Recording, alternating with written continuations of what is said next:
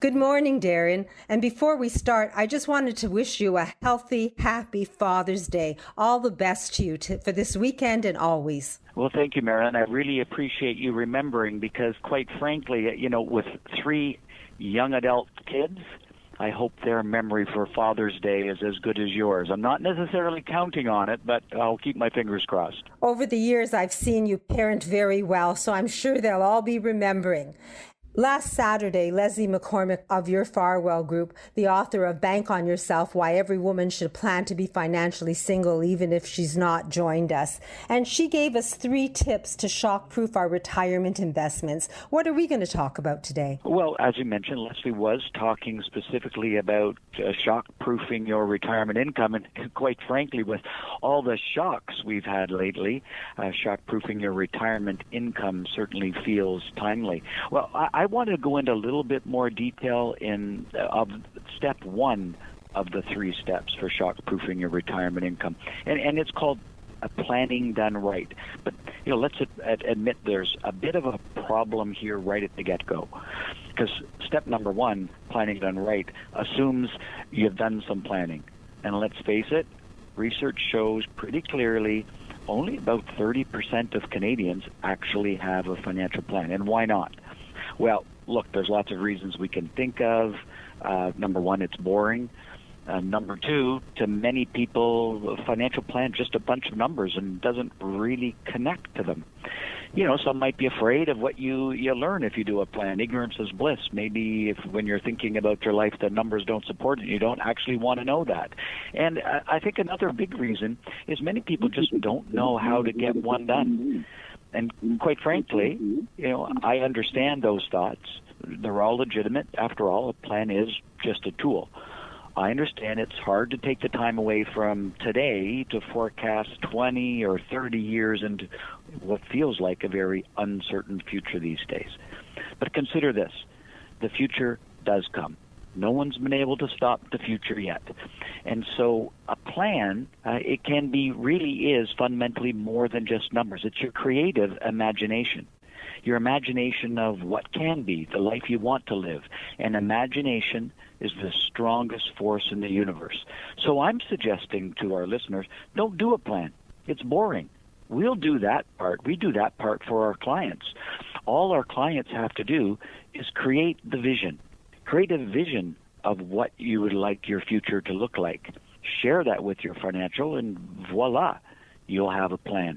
Another objection we often get when we talk about planning is, what's the point? Things change, and of course they do. We're seeing that these days. Things do change. But so should a plan. Just as your vision over the years might change, so your plan should be changing.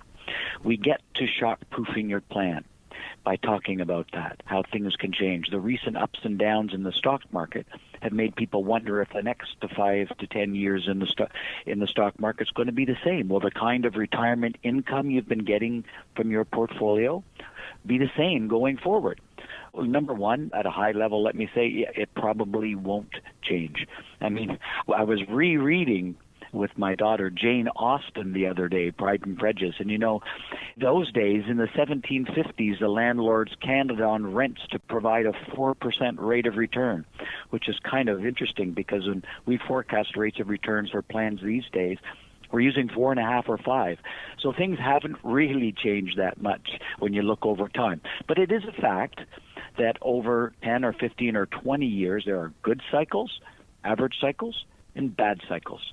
And if by the luck of the draw we're in one of those bad cycles and rates of return will be lower looking forward, run a scenario of your original vision of your future. How does it look if the rate of return is 4 instead of 5? How does your future look if the rate of return is 3.5 instead of 5 or 4? Run scenarios. Have your advisor run another scenario. So if it happens, you're ready. Another scenario to consider when we're talking about, what could happen is what if today's demographics, what if one of the spouses passes away? For most people, that's not their creative imagination put forward, but it does happen. So how does that impact your portfolio and how well you adjust to maintain your independence, your confidence, and your lifestyle? A plan is just a tool. the most important thing is your imagination, because that's part of creating your future. So step one in shock-proofing your portfolio is don't be shocked. Create the life you want to live and be prepared for stuff that can happen along the way by having a vision of how you'll deal with it. Be prepared. Well, it's optimistic because we can all dream and we can envision a future that's brighter than today if we wish. And you're giving us the tools so that we can protect ourselves and protect our future. If someone wants more information about shock-proofing their retirement investments, how do we reach you?